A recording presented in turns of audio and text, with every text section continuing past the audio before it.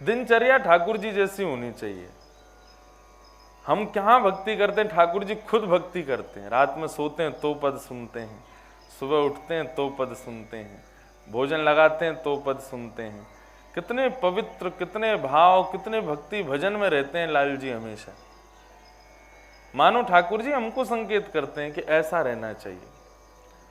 और जिसको ठाकुर जी अपने जैसा सुख देते हैं उसी के घर सेवा लेके पहुंच जाते हैं। जैसे हमारे यहाँ श्री गिरधर लाल जी विराज रहे हैं, सोएंगे तो पद सुन के, उठेंगे तो पद सुन के, खाएंगे तो पद सुन के, हर लीला में पद सुनेंगे, आरती होगी, भाव होगा। तो उनकी तो भक्ति होती है, उनके करते करते जो उनका अर्चक है उसकी भी भक्ति होती है, उसके भी भाव सुदृढ़ हो जाते हैं। तो ये सौभाग्य है कि ठाकुर जी को मंगला करने का कथा के माध्यम से अवसर मिलता है। तो बंधुओं, पहला सखा में गुण होना चाहिए विरक्ति, और जिसमें कि कल हमने भाव रखा था कुंती जी का। कुंती भगवान से कहती हैं, त्वयैव नाथेन मुहुर विपद गणात। हे ठाकुर जी, इस संसार में नाथ कहने योग्य केवल आप हो, आपके अलावा कोई नहीं है। नाथ किसको कहा जाता है? नाथ मतलब स्वामी, नाथ मतलब रक्षक, नाथ मतलब पति, नाथ मतलब सर्वस्व। वो कह रही है त्वयैव नाथेन, इस संसार में केवल नाथ आप हो और कोई नहीं। हमारी और कुंती की भक्ति में अंतर केवल इतना है, हम संसार को भी अपना मानते हैं और उसके साथ साथ ठाकुर जी को अपना मानते हैं। लेकिन कुंती ऐसा नहीं कहती। सूरदास जी कहते हैं, मन पंछी उड़ जाई है जा दिन, मन पंछी उड़ जाई है, ता दिन तेरे तन तरुवर के, सब ही पात झर जाई है, मन पंछी उड़ जाई है जा दिन, मन पंछी उड़ जाई है। सोने का पिंजरा हो, चांदी का हो, नवरत्नों का हो, लेकिन पिंजरे की शोभा कब? जब उसमें भीतर पक्षी हो। चाहे कैसा भी हमारा देह क्यों ना हो, लेकिन इस देह की शोभा कब है? जब भीतर गोविंद देव जी विराज रहे हैं, जब भीतर राधारमन लाल विराज रहे हैं, श्री गिरधर लाल विराज रहे हैं। जिस दिन वो गिरधर लाल, जिस दिन वो गोविंद देव जी, जिस दिन वो ठाकुर राधा रमन लाल हमारे भीतर से, वो मन पक्षी रूपी, वो जो आत्मा हमारी पक्षी है, जो परमात्मा का ही स्वरूप हम में विद्यमान है, जिस दिन वो उड़ गए, उस दिन क्या होगा? तादिन तेरे तन तरुवर के, इस तन रूपी वृक्ष के सब ही पात झर जाई हैं।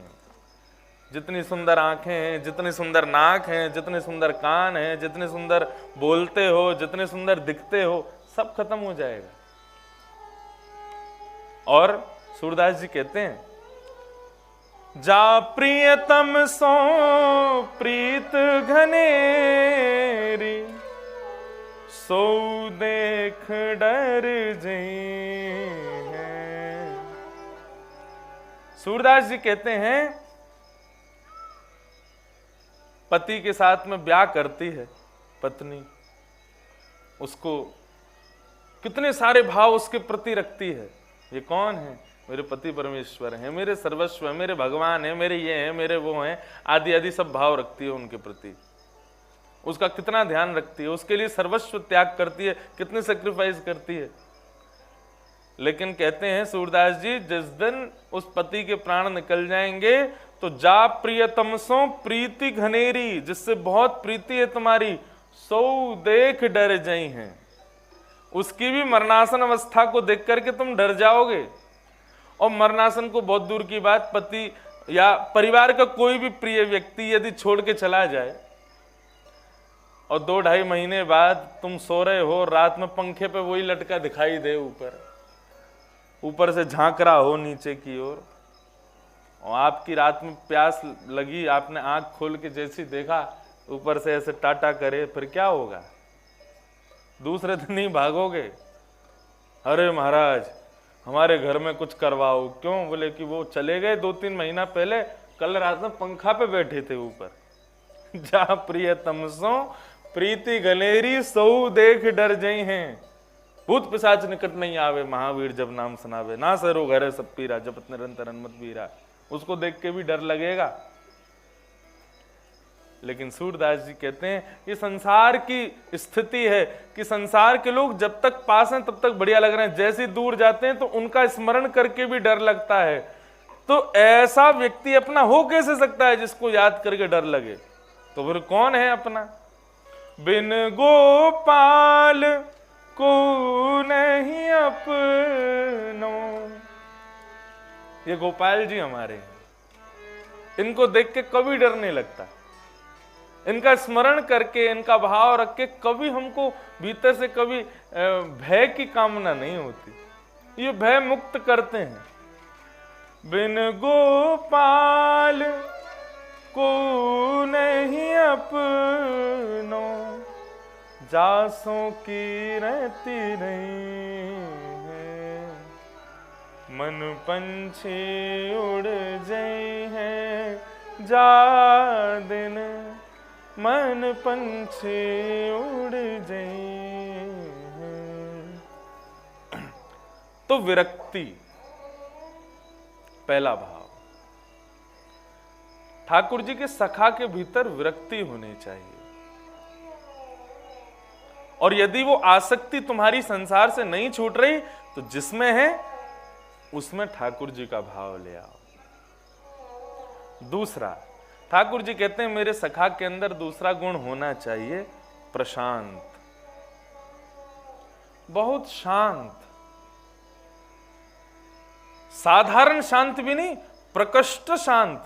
प्रकृष्ट मतलब अति शांत, बहुत कम बोलने वाला मुझे बहुत प्रिय है। कल भी मैंने यही भाव पक्ष रखा था कि गोविंद देव जी, श्रीनाथ जी, राधारमन जी सबके मुख हैं, सबके ओष्ठ हैं, सब अधर पर वंशी धारण किए हैं, फिर वंशी बजती क्यों नहीं है? उसमें स्वर आता क्यों नहीं है? कभी लाल जी बोलते सुनाई देते क्यों नहीं है?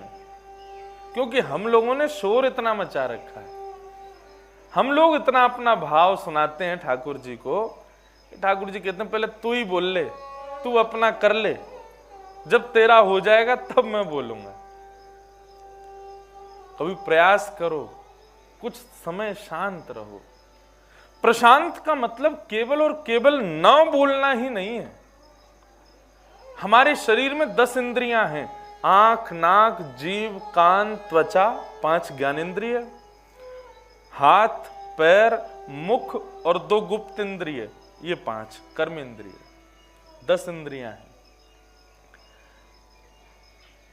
शास्त्रकार कहते हैं, कथाकार कहते हैं, विद्वज्जन कहते हैं, यदि हम किसी अपनी एक इंद्रिय से भी ठाकुर जी का भजन नहीं करते, वही इंद्रिय पाप करने लग जाती है। आप आंखों से दर्शन तो करते हो, कानों से श्रवण तो करते हो, जीभ से प्रसाद तो लेते हो, हाथों से करताल तो बजाते हो, लेकिन पैरों से प्रदक्षिणा नहीं करते, तो आपके चरण ही आपको असद मार्ग पर लेकर के जाएंगे। आप कथा तो सुनते हो लेकिन दर्शन में आपकी रुचि नहीं है, तो आपकी आंख ही आपको भटकाएंगी। आप दर्शन तो करते हो लेकिन कथा सुनने में रुचि नहीं है इतनी ज्यादा, कीर्तन में उतना भाव नहीं आता, तो आपके कान ही आपको असद मार्ग पर ले जाएंगे। इसलिए सर्वांगीण अंग से भक्ति करो ठाकुर जी की, सर्वांगीण अंग से चाह रखो इस कृष्ण रूपी रस को प्राप्त करने की। अब आती है बात यहां पर प्रशांत। कल रात्रि में चिंतन कर रहा था तो प्रशांत के भाव में आया कि व्यक्ति मौन रहे, शांत रहे, उसी को प्रशांत शायद कह रहे हैं यहां पर। लेकिन मन में फिर भाव आया कि कई बार आदमी मुख से बोलता नहीं है, प्रशांत तो होता है, लेकिन मन में ना जाने क्या क्या भाव आते रहते हैं। कई लोग मौन व्रत रखते हैं, बोलते नहीं है, मेरी जानकारी में भी बहुत हैं, बोलेंगे नहीं, लेकिन सामने दिख जाए कोई कर्मचारी ने कुछ गलत काम कर दिया तो मौन है, उसके प्रति इशारा ऐसा करेंगे कि वो बोलने से भी बुरा लगता है। और कई लोग तो ऐसा मौन धारण करते हैं, साथ में कागज कॉपी लेके चलते हैं, पेन भी रखते हैं। वैसे तो मौन है, बोलेंगे नहीं, लेकिन सामने वाले ने कुछ गलती कर दी, सामने वाले से कोई अपराध हो गया, तो कागज पेन निकालेंगे और उसमें अभी मैया विराजो, कथा श्रवण करो, बाद में मिलेंगे। हाँ, जैसे सामने वाले ने कुछ अपराध कर दिया, कागज निकालेंगे, पेन निकालेंगे और उसमें अपशब्द लिख करके, गालियां लिख करके उसको दे देंगे, ले, है मौन लेकिन भाव तो कह रहे हो। इसका मतलब क्या है? ऐसे मौन का क्या फायदा कि तुम्हारी जीभ नहीं बोल रही लेकिन मन में तो सारे भाव प्रकट हो रहे हैं। और ऐसा कितनी बार होता है, हम किसी को देख करके कोई भाव रखते हैं, भले ही बोलते नहीं है लेकिन मन में तो खूब उच्चाटन रहता है। तो ऐसे ना बोलने को हम प्रशांत कैसे माने? ठाकुर जी तो उसमें भी यही भाव रखेंगे कि भाई तू बोल रहा नहीं है लेकिन मन में तो सब उथल पुथल है। तो प्रशांत के भाव में केवल और केवल वाणी का ही निग्रह नहीं है, नेत्रों का भी निग्रह, कानों का भी निग्रह, हाथों का भी निग्रह, सर्वांगीण इंद्रियों का निग्रह। निग्रह मतलब सबको एक ना एक दिन संसार से अवकाश रखो, सबकी छुट्टी रखो। जैसे संडे रहता है ना, कॉलेज नहीं जाते, ऑफिस नहीं जाते, स्कूल नहीं जाते, ऐसे ही अपने सर्वांगीण अंग का भी एक दिन की छुट्टी रखा करो। क्या बोले? इस दिन ये संसारी वस्तु इसको नहीं देनी है, कान को संसारी चर्चाएं नहीं सुनानी, आंखों को संसारी दृश्य नहीं दिखाने, जीभ को संसारी पदार्थ नहीं खवाने, हाथों को संसारी वस्तुओं का स्पर्श नहीं कराना, चरणों से संसारी जगहों पर नहीं जाना। तो क्या करना है? एक दिन की छुट्टी रखो, सर्वांगीण अंग से केवल और केवल ठाकुर जी का ही अवलोकन करो, ठाकुर जी का ही ग्रहण करो। कानों से सुनो, मुख से गाओ, नेत्रों से देखो, नासिका से उन्हीं की चरणों की सुगंधित माला को स्वीकार करो, जिह्वा पर केवल उन्हीं के चरणों का प्रसाद स्वीकार करो। सोचो, ये तो एक दिन का अवकाश है, और जो जीवन भर का अवकाश कर ले, 7 दिन अवकाश रखे, वही ठाकुर जी का सखा है। जिसने संसार की हर वस्तु को ठाकुर जी के लिए अवकाश में डाल दिया, वही ठाकुर जी का प्रशांत आत्मा। दूसरा गुण सखा में होना चाहिए कि वो प्रशांत रहे। केवल जीव से ना बोले ऐसा नहीं, अपने सर्वांगीण अंग को निग्रह करे, सबको प्रशांत करे, सबको शांत करे। वो ठाकुर जी को प्रिय है। सूरदास ये प्रशांत के मूल विग्रह हैं। एक बात सुनिएगा, साधन के द्वारा साध्य की प्राप्ति, यह भी एक प्रकार से भक्ति की निम्न कोटि है। हमें किसी साधन की जरूरत पड़ रही है साध्य को प्राप्त करने के लिए, लेकिन ठाकुर जी के सखा का गुण ऐसा है कि उसको साधन की भी जरूरत नहीं है, मुझे बस साध्य मिलना चाहिए। मैं कनक वृंदावन कथा सुनने तभी जा सकता हूं जब मेरे पास साधन हो, मेरे पास बाइक हो, स्कूटर हो, रिक्शा हो, गाड़ी हो। लेकिन कई भक्त आप में से ऐसे भी होंगे जो विचार नहीं कर रहे होंगे कि कोई साधन है कि नहीं, चाहे चल दो यार, 5 दिन की बात है, 5 दिन बाद आराम ही आराम है, सोएंगे, आनंद करेंगे। लेकिन अभी 5 दिन के लिए कथा हो रही है, तो कोई साधन भी नहीं भी मिल रहा है तो भी चलो, चलते हैं, आनंद करेंगे, कुछ ना कुछ श्रवण करेंगे।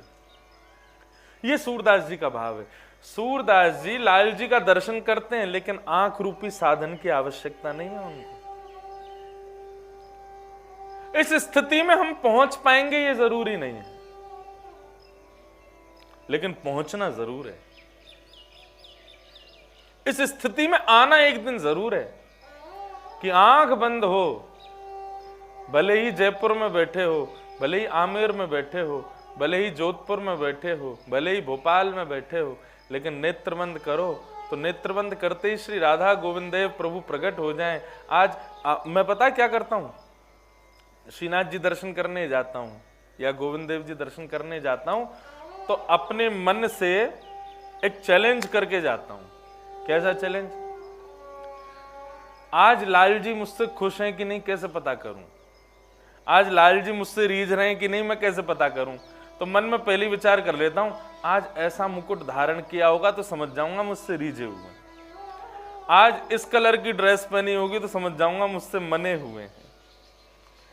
और यदि अच्छा मैं भी बहुत चतुर हूं, इतने सारे ऑप्शन रख लेता हूं मन में, एक तो मिल ही जाता है, या तो आज ठाकुर जी ने पाग पहनी होगी, या तो ठाकुर जी ने ऐसे वर्ण के कपड़े पहने होंगे, और नहीं तो ऐसी माला पहनी होगी, ऐसे कुंडल पहने होंगे, और आज ठाकुर जी के शीश पर जो मुकुट होगा वो ऐसा होगा, आदि आदि बहुत सारे भाव रख लेता हूं, उनमें से एक तो निकल ही आता है। ऐसे भाव रख करके ठाकुर जी के सन्मुख जाओ। सूरदास जी महाराज यही करते थे। सूरदास जी को दिखाई नहीं देता था, दिखता तो नहीं था, लेकिन अपने हृदय कुंज में सदा ठाकुर जी से ऐसी चैलेंज करते रहते थे। पेटी उठाते, सीधे श्रीनाथ जी के मंदिर में जाते और जाकर के वही स्वर लगाते, वही गा देते जो ठाकुर जी ने पहना होता।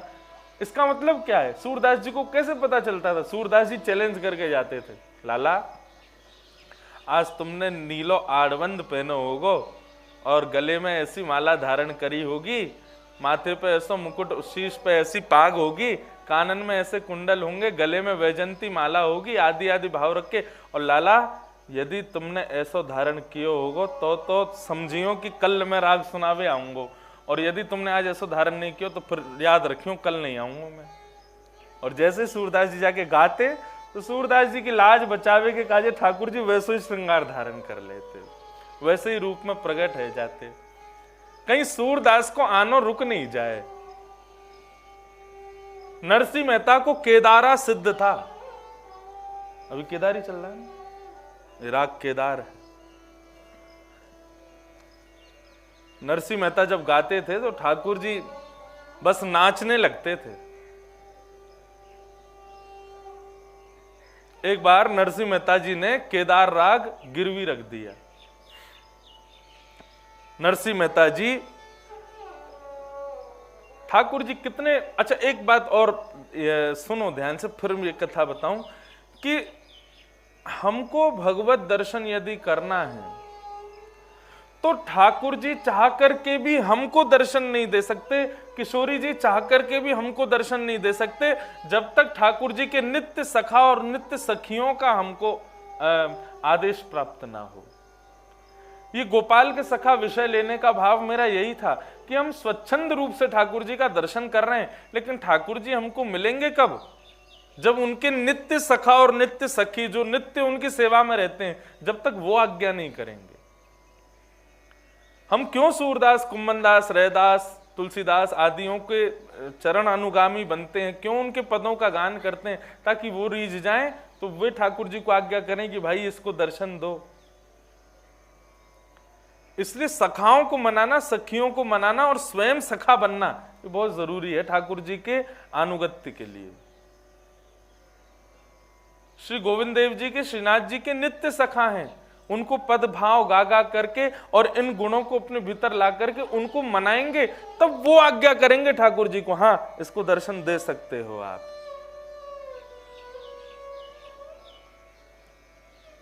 ये लक्षण, ये गुण सखाओं के पास है, ठाकुर जी उनके अनुगत्य में है, ठाकुर जी उनके बंधन में है। जब तक वो नहीं चाहेंगे वो दर्शन नहीं दे सकते। तो श्री नरसिंह मेहता जी, एक बार उन्होंने अपना राग गिरवी रख दिया। क्यों? किसी सेठ से बहुत सारे पैसे लिए थे। उस सेठ की पत्नी को उन्होंने आज्ञा कर दी थी कि तुमको इस जीवन में ठाकुर जी का दर्शन जरूर होगा।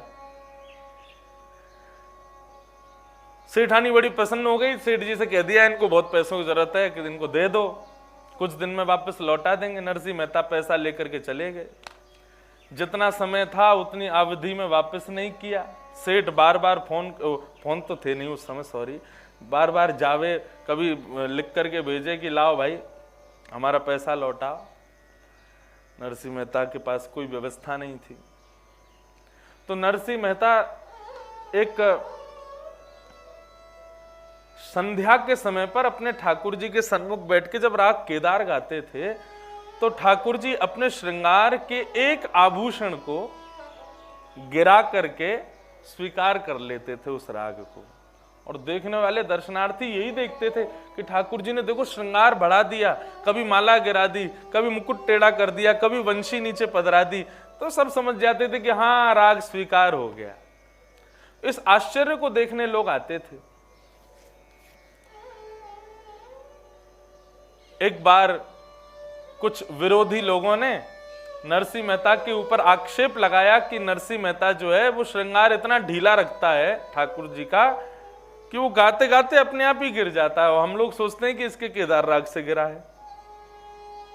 लेकिन वास्तविकता यह है कि नरसिंह मेहता ठाकुर जी का श्रृंगार ही ऐसा करता है, कभी कुंडल ढीले कर देता है, कभी नथमेसर ऐसी कर देता है, कभी मुकुट ऐसा कर देता है कि कोई ना कोई गिर ही जाता है, और हमको लगता है कि इसके राग से ऐसा हुआ, लेकिन ऐसा नहीं है।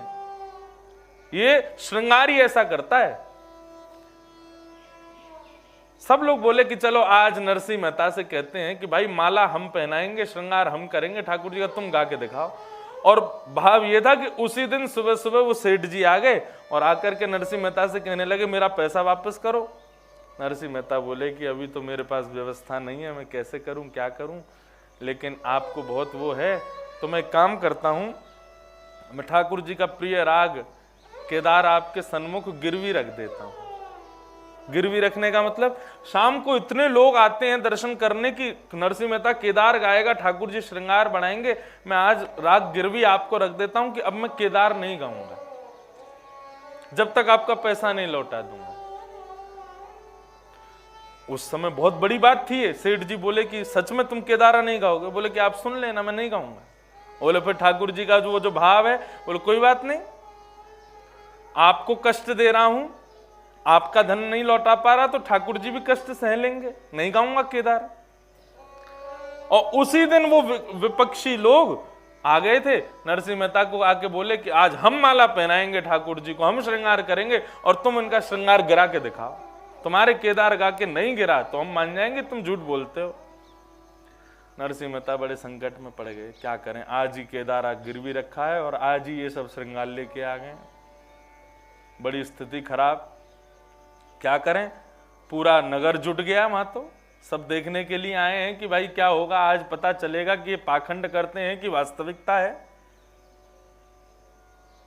नरसिंह मेहता टेढ़ी नजर से अपने ठाकुर जी को देखें, बोले लाला ये तुम्हारा ही फैलाया रायता है सारा, तुमने ही सब ये करा है हमारे ऊपर, अब तुम ही लाज बचाओ।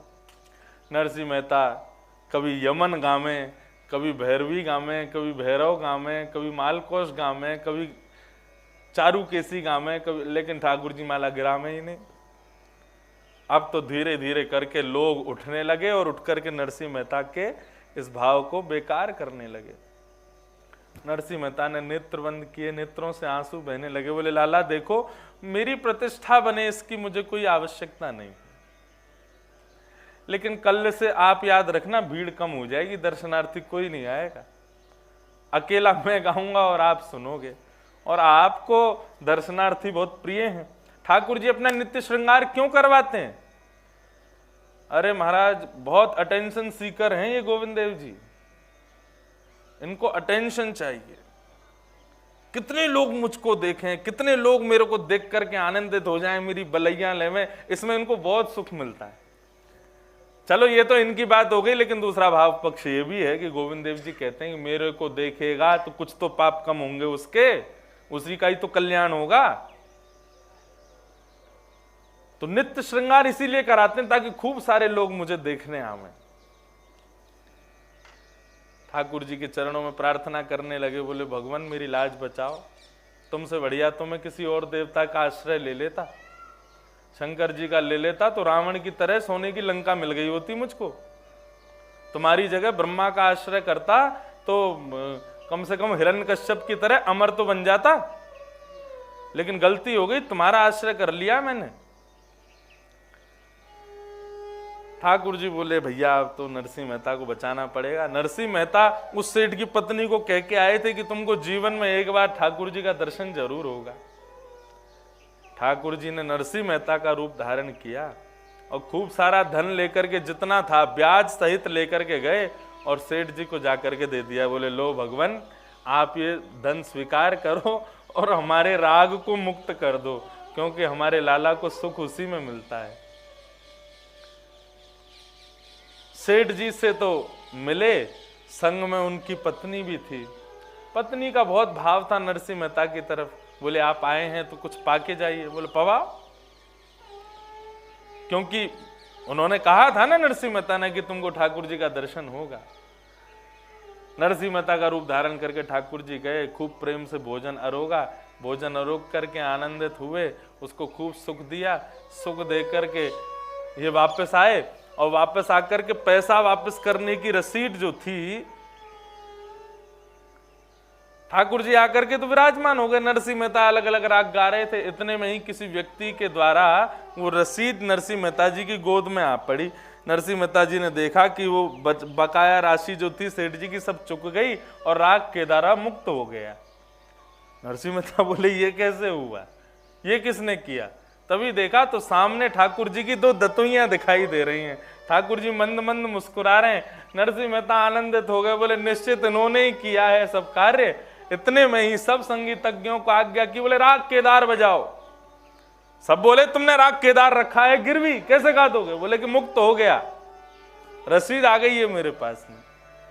और जैसे ही राग केदारा गाना प्रारंभ किया, आप तो महाराज यहाँ से माला गिरे, यहाँ से मुकुट गिरे, यहाँ से कुंडल गिरे, एक एक करके ठाकुर जी ने सब श्रृंगार मानो बढ़ा दिए हों। और नरसिंह मेहता के उस भाव पर, ये श्रृंगार बढ़ाने का भाव क्या है?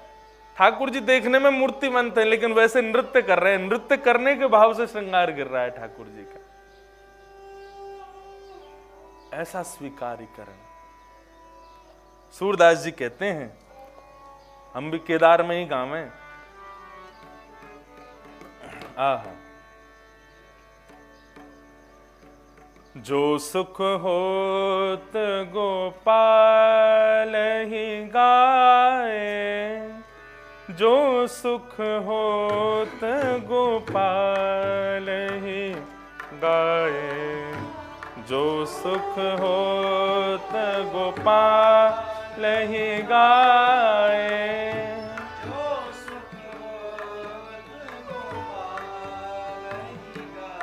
बंधुओं, सब लोग भाव से गाना। भीतर गोविंद देव जी का श्रृंगार चल रहा है। थोड़े पुजारी जी परेशान हो जाएं, क्यों? हमारे केदारा को सुन के भीतर भी श्रृंगार गिर रहा हो, कभी कान के कुंडल पधर रहे हो, कभी हाथों के कड़ूला गिर जाएं। ऐसा भाव रख के गाओ सब लोग भाव से। ठाकुर जी को अति प्रिय है ये राग। राग केदार जब कोई गाता है तो ऐसा कहते हैं ठाकुर जी अपने 100 काम छोड़ के उसके सामने आते हैं, आकर के सुनने लगते हैं। भाव से गाओ। जो सुख होत गोपाल ही गाए, जो सुख होत गोपाल ही गाए, जो सुख होत गोपाल ही।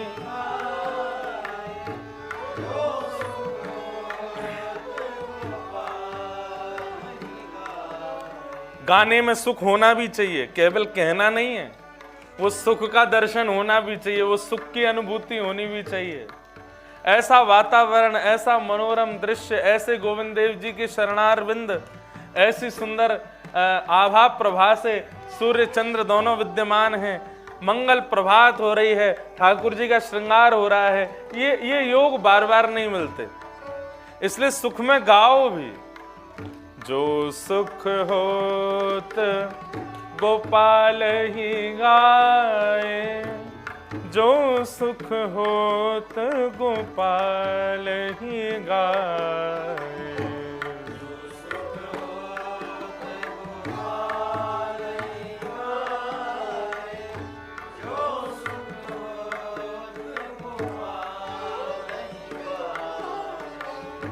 सोना होत जप तप व्रत संयम, सोना होत जप तप व्रत संयम, सोना होत जप तप व्रत संयम सोना होत,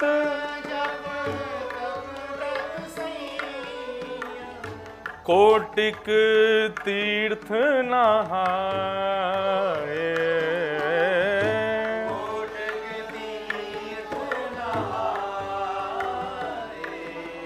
जो सुख होत गोपाल ही गाए, जो सुख होत गोपाल ही गाए, जो सुख होत गोपाल ही गाए। करताल बजा के गाओ, श्री गोविंद देव लाल की।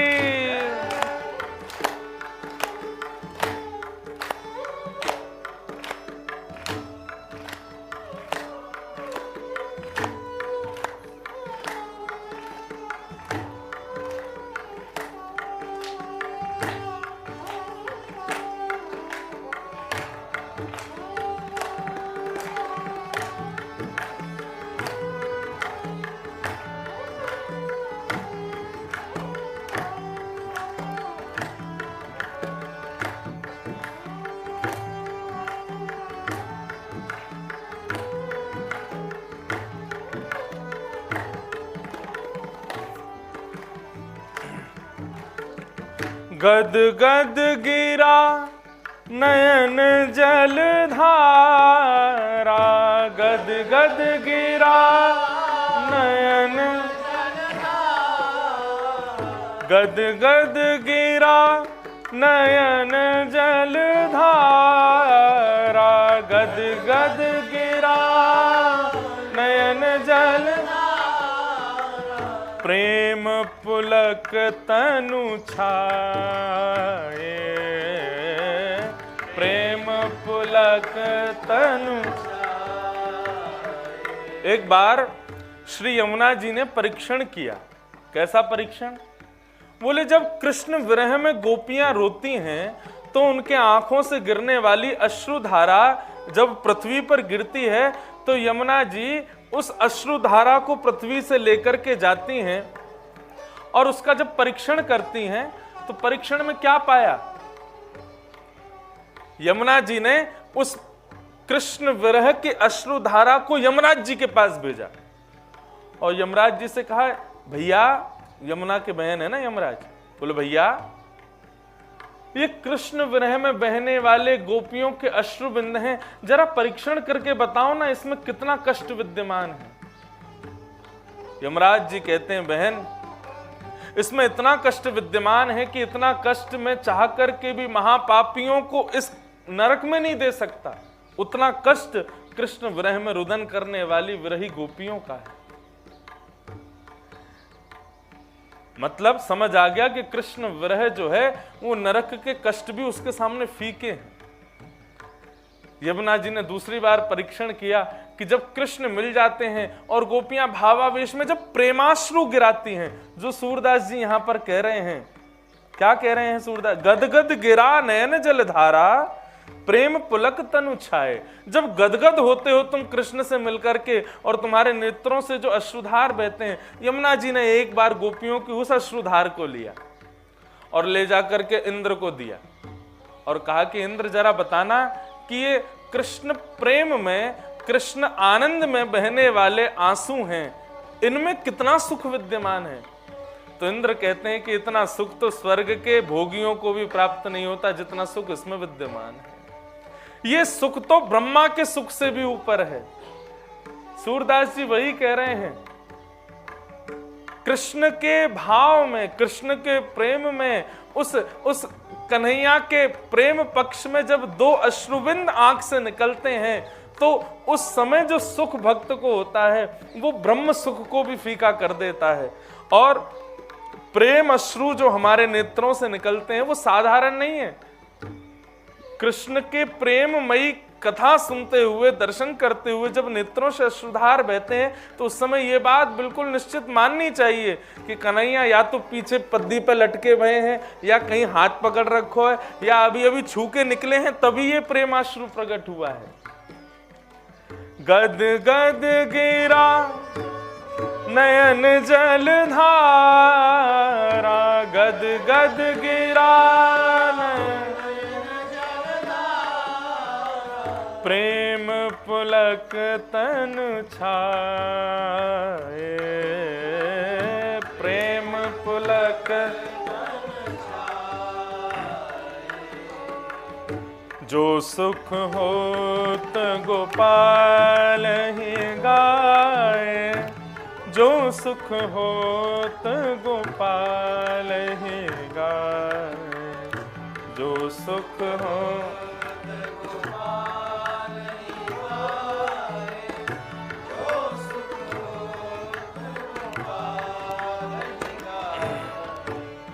जो कृष्ण से प्रेम करते हैं उनके लिए सूरदास जी कहते हैं, दिए लेत नहीं चार पदार्थ, दिए लेत नहीं चार पदार्थ, काम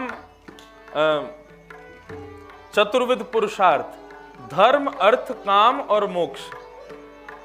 कृष्ण प्रेमियों को यदि ये प्राप्त हो रहे हो तो वो उसको लेते नहीं है, बोले हमको नहीं चाहिए, हमें ना धर्म से मतलब, ना अर्थ से मतलब, ना काम, ना मोक्ष चाहिए। कहा करूं वैकुंठ ही जाए, जहां नहीं नंद जहां नहीं यशोदा, ऐसे वैकुंठ को कौन जाए, ब्रज तज मोरी जाए बलाएं।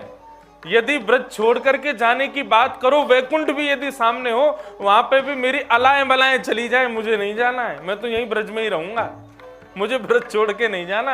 ये ब्रज भक्त का भाव है।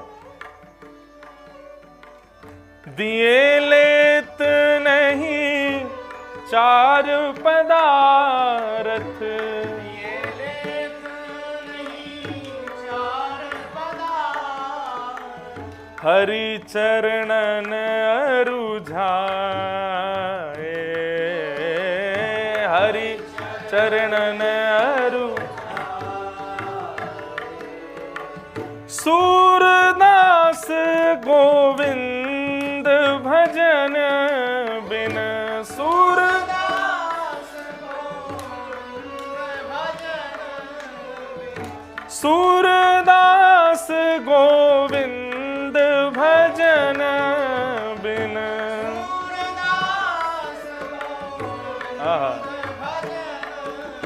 सूरदास गोविंद भजन बिन,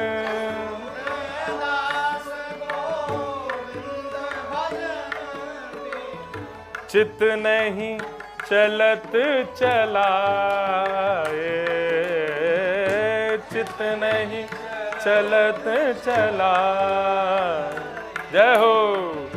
जो सुख होत गोपाल ही गाए, जो सुख होत गोपाल ही गाए, जो सुख होत गोपाल ही गाए, जो सुख हो सो सुख नाही किए जप तप के,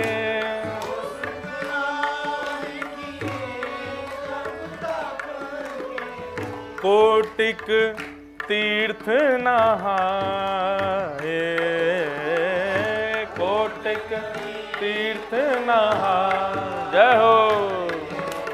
जो सुख होत गोपाल ही गाए, जो सुख होत गोपाल ही गाए, जो सुख होत गोपाल ही गाए, जो सुख होत, जो सुख होत गोपाल ही गाए, जो सुख होत गोपाल ही गाए, जो सुख होत गोपाल, जो सुख होत, जो सुख होत, जो सुख होत गोपाल ही गाए। श्री राधा रमण लाल। मिलता है ना सुख ठाकुर जी का गुणगान करने में। कोई मुझसे कहते हैं आप थक नहीं रहे, परसों कथा करके आए, कल से फिर यहाँ सुबह कथा और फिर आगे कथा, इतना कथा। मैंने कि भाई ठाकुर जी का गुणगान गाने में भी यदि थकान होने लग जाए तो फिर इससे बड़ा जीवन का व्यर्थ और कुछ नहीं होगा। थकना तो उनको चाहिए जो संसारी कार्यों में लगे हैं। लोग कहते हैं कि कथाकारों का तो व्यापार हो गया कथा कहना। मैं तो स्वीकार करता हूं, हाँ हमारा व्यापार है, चलो मान लो हमारा व्यापार है, हम कथा से व्यापार कर रहे हैं। लेकिन ऐसा व्यापार हर कोई करे जिसमें खुद भी गुणगान ठाकुर जी का करे, सबको भी गवावे, ऐसा व्यापार हमको स्वीकार है। ठाकुर जी के भक्तों में सखा का दूसरा लक्षण होना चाहिए प्रशांत। ये मैंने कहां से निकाले? कृष्ण स्यासीत सखा कश्चित ब्राह्मणो ब्रह्मवित्तमः विरक्त इंद्रियार्थेषु प्रशांतात्मा जितेंद्रिय। सुदामा चरित्र। वहां पर पहला बताया विरक्त, दूसरा बताया प्रशांत। ठाकुर जी के भक्त में प्रशांति होनी चाहिए, जितना हो सके शांत रहे, जितना हो सके कम बोले, कम देखे, कम सुने, किसको? संसारी वस्तुओं को। और धीरे धीरे प्रयास ये प्रारंभ करो। पहले एक बार एक दिवसीय अवकाश देके देखो, फिर धीरे धीरे 2 दिन का कर दो, धीरे धीरे 3 दिन, सनई सनई। भक्ति जो एक साथ लोग कर देते हैं ना, एक बार में ही सब हो गई महाराज, इतना कभी कभी भाव आ जाता है, आज ही पूजा, आज ही सेवा, आज ही 56 भोग, आज ही ये, आज ही वो। ऐसे लोगों की भक्ति सुदृढ़ नहीं होती। भक्ति धीरे धीरे आगे बढ़नी चाहिए, सनई सनई। तो गोपाल अपने सखाओं में पहला गुण देखते हैं विरक्ति, दूसरा गुण देखते हैं प्रशांति। शांत कितना है? जो बहुत बोलता है ठाकुर जी को वो भी प्रिय नहीं। गोपाल के सखा का तीसरा गुण क्या होना चाहिए? जितेंद्रिय। अपनी इंद्रियों को जीते। हाथ में तो ली है माला, नेत्र बंद करके ठाकुर जी का स्मरण कर रहे हैं, लेकिन उस समय ये लग रहा है कि कब माला पूर्ण हो और माला छोड़ करके मैं तुरंत जाऊं, मेरी चाय का समय हो गया, या मुझे भोजन करना है, या मुझे ऐसा भाव है या ऐसा भाव। ऐसा नहीं। जितेंद्रिय। ठाकुर जी की सेवा में जब हो तब अपनी इंद्रियों को जीते बैठा हो। ठाकुर जी की सेवा के मध्य में किसी भी प्रकार का विक्षेप इंद्रियों की इच्छाओं से ना हो, ऐसा सखा ठाकुर जी को प्रिय है।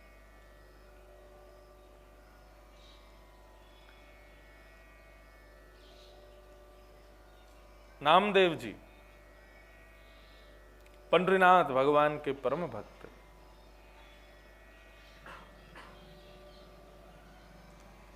किसी भी प्रकार से किसी भी वस्तु के प्रलोभन में उनकी इंद्रियां आसक्त नहीं थी, इसलिए पंडरीनाथ को वो परम प्रिय थे। परम सुख मिलता था श्री विट्ठल भगवान को उनके दर्शन में। हाँ, ये बात बिल्कुल सत्य है कि भक्त सामने बैठा रहे, अपने भोजन पानी को भूल जाए, अपने आदि आदि सब क्रियाओं को भूल जाए, ठाकुर जी के सन्मुख बैठा रहे, ठाकुर जी को वो प्रिय है। ठाकुर जी उस समय ये विचार नहीं करेंगे बेचारे को भूख लग रही होगी, अरे कम से कम ठीक है एक दिन के लिए सही, भूला तो सही संसारी वस्तुओं को, मेरे सामने बैठा तो है, ऐसे ही देखत रहूं मैं जन्म सफल कर मानू, तू बैठो ही रहे सामने, मैं तो को देखता रहूं, तू मुंह को देखता रहे। नामदेव जी का ऐसा भाव। नामदेव जी ने एक बार अपने मन को एकाग्र करने के लिए मन में विचार किया कि यदि मैंने ठाकुर जी के दर्शन करने से पहले पादुकाएं बाहर उतार दी और यदि कोई मेरी पादुका ले गया तो मेरा मन ठाकुर जी के दर्शन में कम, पादुका में ज्यादा लगा रहेगा। कोई ले तो नहीं जाएगा, कोई मेरी चप्पल उठा तो नहीं ले जाएगा, अरे बहुत मेहनत से आती है भाई, बहुत धन कमा के चप्पल बनवाई है अपने लिए। तो नामदेव जी ने क्या किया, अपनी स्वाफी खोल के चप्पल बांधी और कमर में बांध ली। बोली चप्पल संग रहेगी तो मन ठाकुर जी के दर्शन में पूर्णतः लगा रहेगा, कम से कम मन तो नहीं जाएगा चप्पल की ओर। नामदेव जी अपने कमर पर चप्पल बांध करके और जैसे ही भीतर प्रवेश किए, किसी ने देख लिया। किसी ने देख करके कहा, अरे देखो पाखंडी आ गया है, अरे देखो विधर्मी आ गया है, ठाकुर जी के दर्शन करने आया है और यहाँ पे चप्पल पहन के आ गया, चप्पल लेके आ गया भीतर। लोगों ने मारना पीटना शुरू कर दिया और बिना ठाकुर जी के दर्शन किए ही नामदेव जी को बाहर कर दिया और प्रतिबंध लगा दिया, सबका भीतर प्रवेश रहेगा, लेकिन नामदेव का निषेध है, ये कभी भीतर दर्शन करने नहीं आएगा, इसने इतना बड़ा अपराध किया है। एक कोने में जाके बैठ गए नामदेव जी और अपने विट्ठल का स्मरण करने लगे। बोले मेरे भाव को कोई समझ नहीं पाया नाथ, और मुझे लगता आप भी नहीं समझ पाए।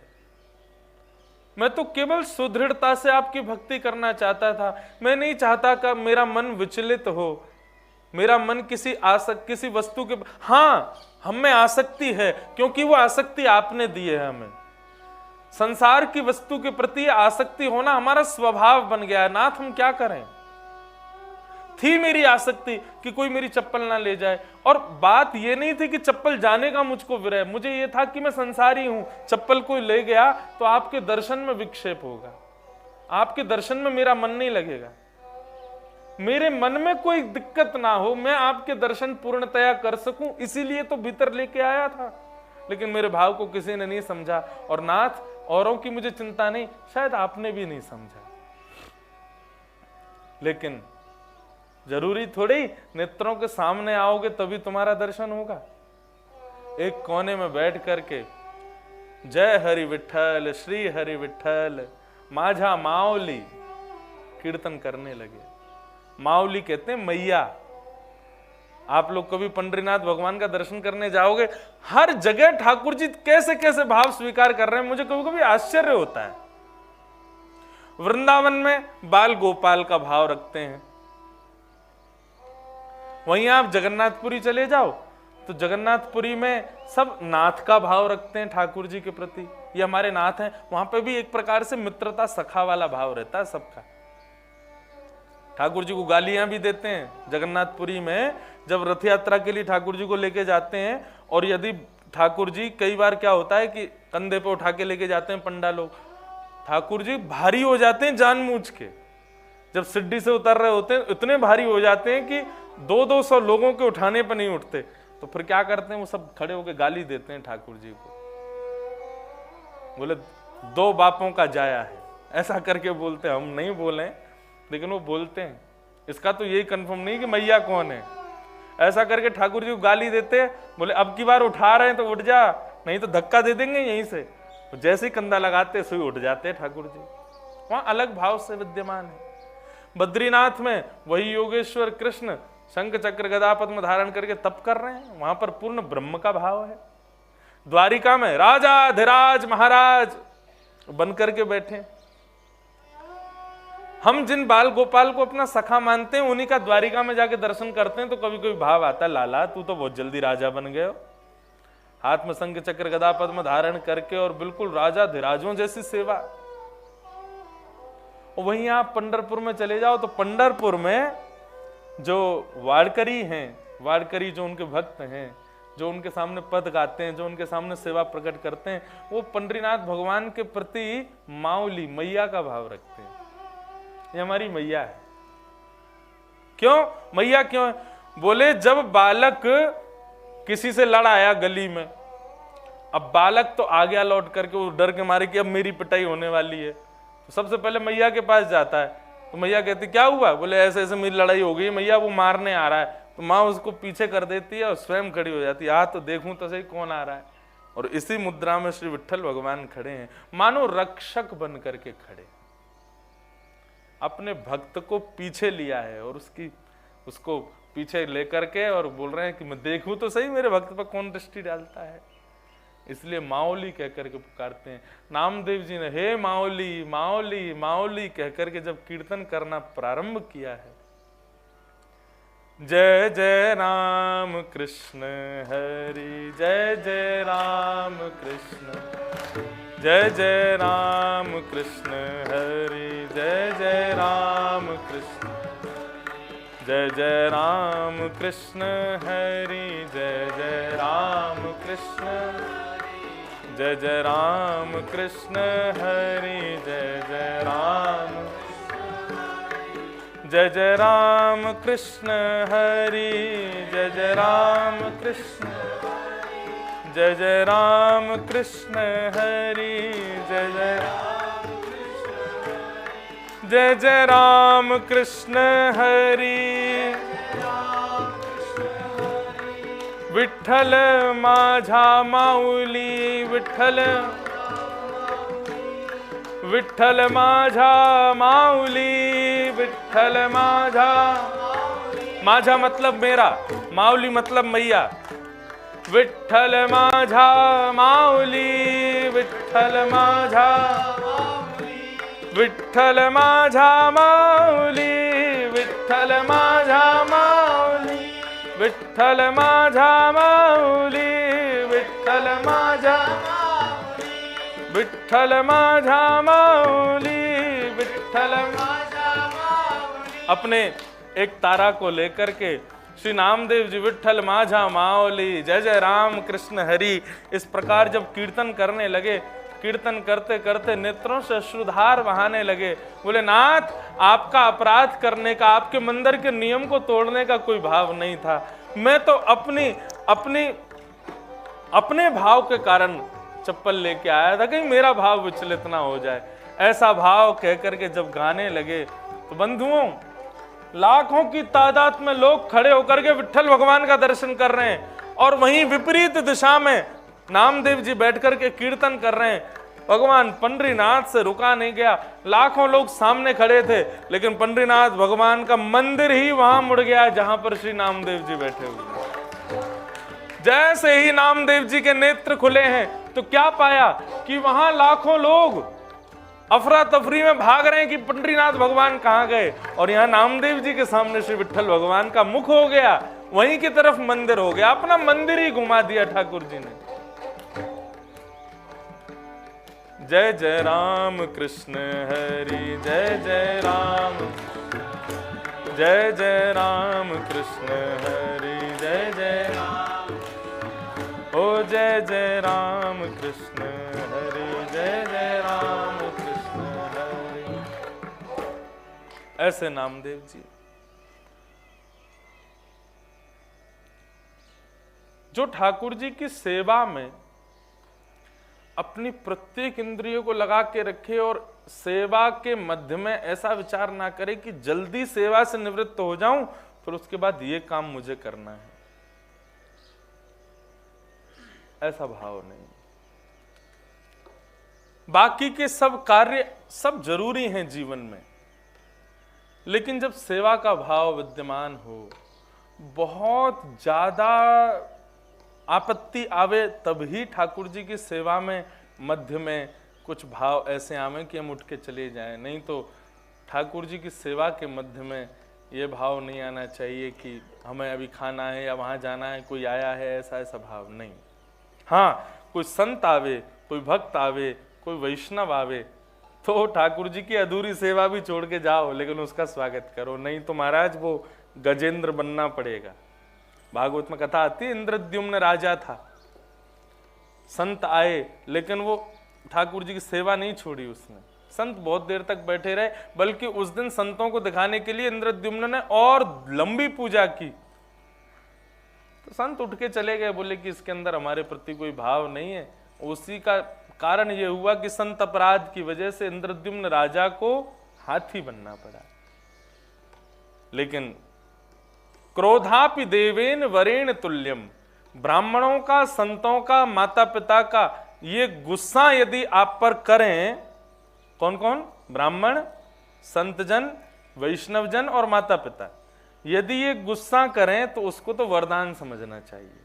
इसके पीछे कोई ना कोई भाव विद्यमान होगा। संतों का वो क्रोध ऐसा था कि उसके कारण वही गजेंद्र बने, ग्राह ने उनका मुख पकड़ा, लेकिन नारायण खिल गुरो भगवन नमस्ते, रक्षा के लिए साक्षात शंख चक्र गदा पद्मधारी चतुर्भुज रूप धारण करके ठाकुर जी पधारे। क्यों? क्योंकि एक संत ने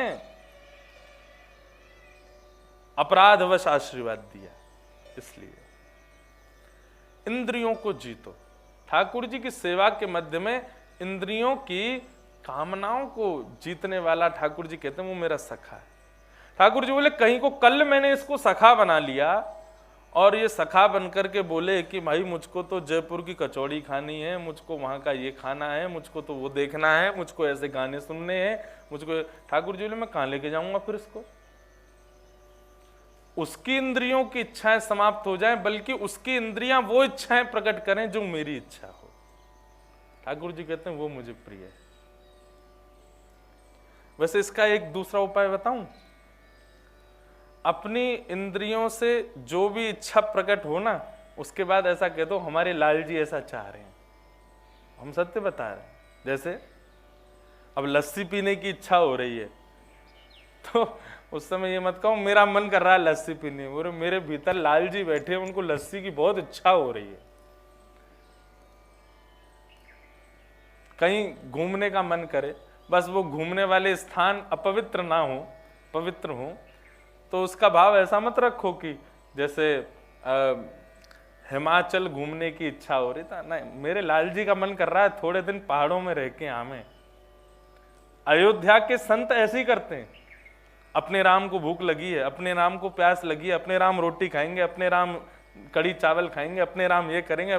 अब भले ही वो इच्छा उनकी है, लेकिन वो नाम राम जी का ले देते हैं तो जिम्मेवारी राम जी की बन जाती है कि उस इच्छा से, उस वस्तु से इसका कोई अनहित ना हो। वो जिम्मेवारी राम जी की हो जाती है। मैं तो ऐसे करता हूं, मेरे लाल जी तो संग ही रहते हैं, कथा करने जाता हूं, मेरा कोई मन अगर करता है बीच में तो कथा के आयोजक लोगों को तो मैं तो कह देता हूं, मेरा कुछ भाव हो तो मैंने मेरे लाल जी की ऐसी इच्छा हो रही है। और ये बात कहां तक सत्य है, मैं एक सेवक के नाते, एक अर्चक के नाते और एक कथा वक्ता के नाते इस बात को कह दूं, ये बात बिल्कुल सत्य है। 2-3 बार तो आप जानबूझ के कहोगे कि लाल जी की ऐसी इच्छा है, लेकिन 5वीं 6वीं बार से वो लाल जी की ही इच्छा होगी जो आपके मुख से निकलेगा। हर चीज का दूसरा प्लान बी सोच के रखा करो। प्लान ए अगर हमसे नहीं हो रहा तो प्लान बी भी रखो। प्लान ए क्या था कि इंद्रियों की इच्छाएं नहीं होनी चाहिए, लेकिन प्लान बी क्या है कि इंद्रियां मानती नहीं, इंद्रियों की इच्छाएं तो होती हैं, तो फिर उसको ठाकुर जी की इच्छा मान करके कर लो। लेकिन भैया याद रहे, कहीं कोई ऐसा कृत्य मत कर देना कि ये तो लाल जी की इच्छा थी इसलिए हमने किया और वो कृत्य पूर्ण रूपेण अनहित हो। वो तो वही बात हो गई ना, एक बार एक महात्मा, उन्होंने चोरी करी तो पकड़े गए, अदालत में उनकी पेशी हुई तो जज साहब ने कहा महाराज आपने चोरी करी, सिद्ध भी हो गया, सारे गवाह भी आपके खिलाफ हैं, आपके पक्ष में जा रहे हैं, क्या करना चाहिए बताओ। संत ने कह दिया, बोले होई सोई जो राम रची राखा।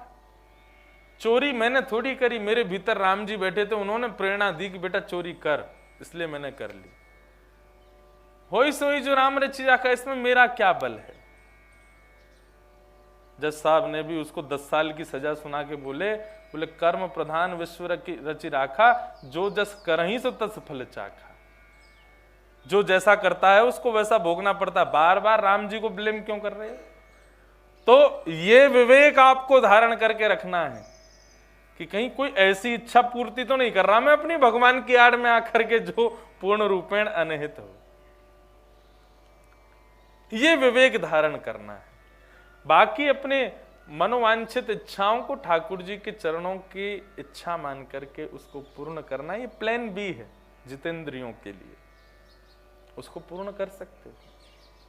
आप तुम यूं कहो हमको पिज्जा खाने की इच्छा हो रही है, हमारे लाल जी की इच्छा हो रही पिज्जा खाना है ना, लाल जी पिज्जा कभी नहीं खाते, उनको पसंद ही नहीं है। जहां पर गौ रस को अधिक समय तक रख कर के कोई वस्तु बने वो ठाकुर जी को प्रिय थोड़ा ही है। ठाकुर जी को तो नवीन शुद्ध बिल्कुल वैसा भाव प्रिय है। तो ये विवेक आपका होना चाहिए कि मैं किस वस्तु में ठाकुर जी का नाम ले रहा हूं। ऐसा भी ना हो कि आपकी इंद्रियों की समस्त इच्छाओं को आप पूरी करते रहो और ठाकुर जी का भाव कहते रहो, ऐसा भी ना हो, इसका ध्यान रखना। तो ठाकुर जी कहते हैं कि मेरे भक्त में तीसरा लक्षण होना चाहिए जितेंद्रिय, अपनी इंद्रियों को जीते।